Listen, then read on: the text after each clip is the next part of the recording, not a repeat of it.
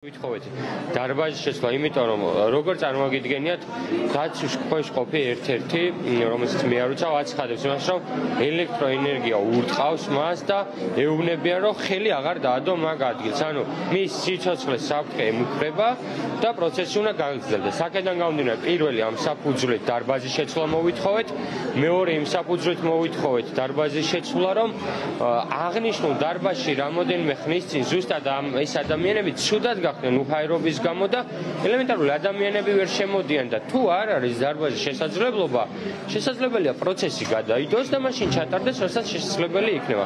შესაბამისად, კუმულაციურად დღეს ხედავთ შესავალ სიტყვები არ დაწყებულა, რომ ირღვევა სწრაფი მართლმსაჯულებას და ასევე ბრალდებულებს ადამიანურ პირობებში არ იძლევა შესაძლებლობა პროცესზე იყვნენ, წარმოიდგინეთ, შენ საქმეს განიხილავენ და თან იმას ფიქრობ, ვაიმე ხელზე დენმა არ დამარტყას. დინები ნამდვილად არ მაქვს, მოვდივარ, იმიტომ რომ ნახოთ ჩემი შვილი. აქ წყვიტავს ერთი კაცი და ასრულებენ ესენი დაკვეთას. და ზვიადი არის დაკავებული იმისთვის, რომ უყვარს ქვეყანა და განათლება წიგნი, მეტი არაფერი. ზვიადს მართლა სირცხვილია ზვიადის დაკავება, თუ უნდა პროკურორებს და მოსამართლებს, აი დაბადებიდან გამოიძიონ მისი ისტორია და რა ცხოვრებით უცხოვრია.